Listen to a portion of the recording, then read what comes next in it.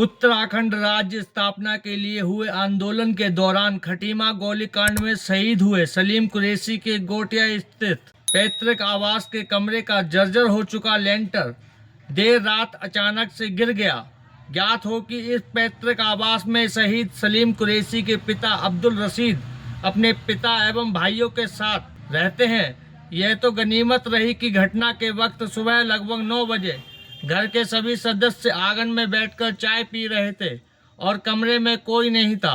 तभी अचानक जोर की आवाज के साथ कमरे का लेंटर गिर गया, जिसके चलते कमरे में रखे फ्रिज, बेड आदि जैसे सामान बुरी तरह क्षतिग्रस्त हो गए। शहीद के बुजुर्ग पिता अब्दुल रशीद ने जानकारी देते हुए बताया कि उनके द्वारा पूर्व में कई बार स्थानीय प्रशासनिक अधिकारियों से गुहार लगाई गई थी कि उनके घर की हालात बहुत खस्ता हो चुकी है और वह इस लायक नहीं है कि खुद इसकी मरम्मत कर सकें।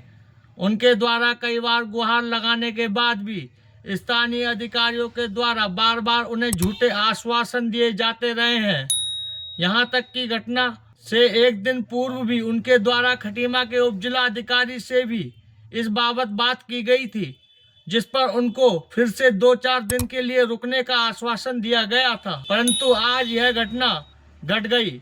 यह तो गनीमत थी कि उस वक्त कोई कमरे में नहीं था। अगर यही घटना रात की घटी होती तो जान का खतरा हो जाता। इस घटना से अब उनके घर का सब कुछ खत्म हो गया है। मलबे के नीचे दबकर हर सामान टूट गया है।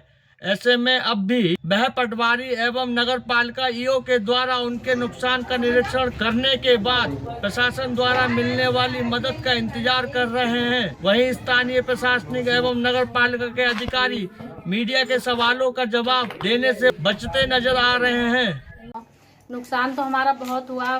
पंखे, फ्रिज, बेड जो भी था सारा ही टूट गया। सामान लड़कियों का रखा था वो भी सारा दब गया।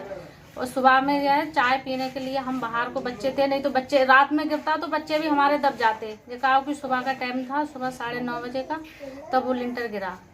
हम इससे क्या कहा बहुत ही ज़्यादा ही परेशान हो गए। अब कुछ बचा ही नहीं है जो हम इससे क्या कहा किसी उसमें खाए पिए बर्तनों या कुछ। हमारा तो अभी खाना भी नहीं बना, बहुत परेशान बैठे हैं हम तो सब। मैं इस मामले में कई दफे पहुंचा मैं शिकायत करने के लिए कि मेरा लिंटर गिरा हुआ है, मेरा लिंटर गिरा हुआ है। यही कहते रहे कि हम आंगने आंगने आंगने कुछ सहायता कर, कुछ भी ना आए कोई ना। यहाँ तक फिर मेरे सर्वे भी हो गया मेरे मकानों का, फिर भी ना कुछ गौर करा।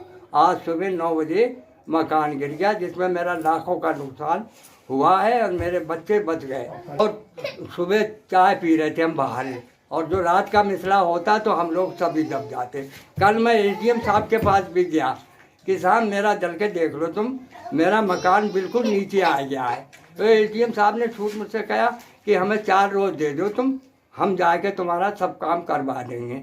मैंने कहा साहब तुम चलो तो देख तो ले फेरे चल के मकान की मेरे क्या हालत है। तो बोले हम आ जाएंगे।